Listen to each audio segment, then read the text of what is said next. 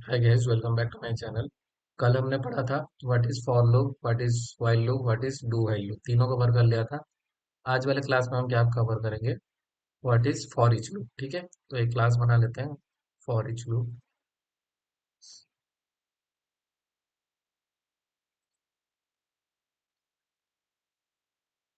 ठीक है, for each loop का क्लास बन गया।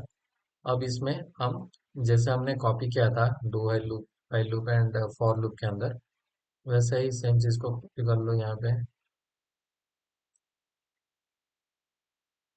और फॉर ये हटा दो, इसके जगह हमें क्या चाहिए? फॉर ईच चाहिए। ठीक है, तो यहाँ पे फॉर ईच लिख दो। फॉर ईच कीवर्ड्स है। ये थोड़ा सिंपल है, जितना भी लूप्स है उनमें से। ठीक है, ये हमारा फॉर ईच लूप का सिंटेक्स है। इसके अंदर जब जस्ट आपको कुछ इंडेक्स विंडेक्स देना नहीं है। हमारे पास क्या टाइप का? इंटीजर टाइप का डेटा है, तो यहाँ पे इंटीजर आइटम इन एरे, ये हो गया हमारा पूरा पूरा का पूरा लूप। इसके अंदर just console dot line item, ये हो गया। फॉर इच लूप बहुत ज्यादा सिंपल था। मतलब आपको क्या करना था? जो टाइप का आइटम है उस टाइप का, ये इंटीजर टाइप का डेटा है, राइट? तो इंटीजर से लिखो आइटम इन कौन से कलेक्शन से हमें आइटम लेना है? एरे से। तो एरे हमारा कलेक्शन का नाम है। तो उसके अंदर से हमें आइटम को फेच करना है और एक एक करके प्रिंट कर देना है। तो ये बेसिकली आपका कलेक्शन का एक वन बाय वन आइटम को फेच करता है और यहाँ पे प्रिंट कर देता है। तो एक बार देखते हैं।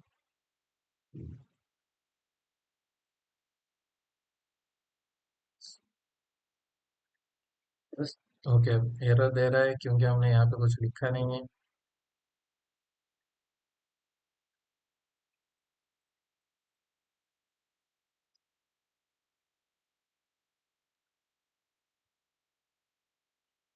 ऑब्जेक्ट स्टोर डेटा, एक बार प्रिंट करते हैं।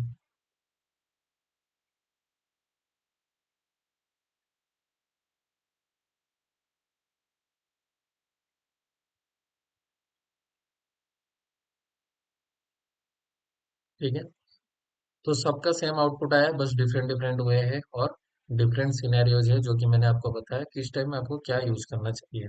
तो ये जब आप बहुत कॉम्प्लेक्स प्रोजेक्ट यूज करोगे तभी आपका इनका रियल डिफरेंस आपको समझ आएगा कि कौन सा इंडेक्स बेस है, कौन सा विदाउट इंडेक्स है, और कौन सा विदाउट मतलब अननोन आइट्रेशन के टाइम पे यूज किया जाता है।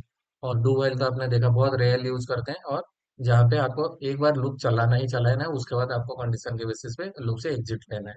तो उस केस में डू व्हाइल लूप होता है। तो इसका रियल यूज आपको तभी पता चलेगा जब बहुत बड़े बड़े कॉम्प्लेक्स परफॉर्मेंस करोगे, मतलब ऑपरेशन करोगे, उसमें आपको इसका रियल यूज पता लगेगा। बाकी ये चार टाइप का लूप होता है जिसका यूज होता है।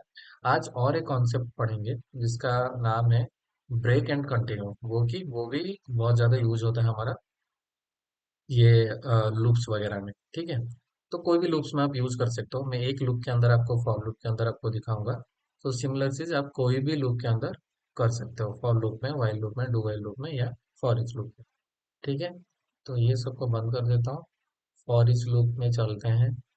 मैंने क्या बोला? ब्रेक एंड कंटिन्यू, ये दोनों क्या होते हैं? ठीक है, तो पहले देखते हैं व्हाट इज ब्रेक। तो यहाँ पे मान लो कौन सा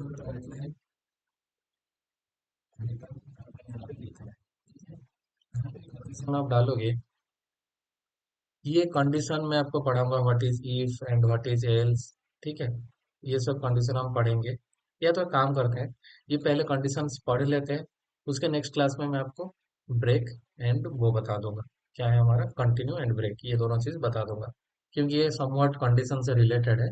तो कंडीशन वाले क्लास पे इसको कवर कर लेंगे। तो ये वाले क्लास पे बस इतना ही है, इससे हमने सारा लूपिंग कंडीशन कवर कर लिया। नेक्स्ट क्लास में हमने, मतलब सारा लूप्स हमने कवर कर लिया। नेक्स्ट क्लास में हम कंडीशंस पढ़ेंगे, what is if, else, else if, then switch case statement, और उसके साथ साथ मैं कंटिन्यू एंड ब्रेक, ये जो दोनों आज पढ़ाने वाला था उस क्लास में मैं आपका कवर करा दूँ। ठीक है, थैंक यू।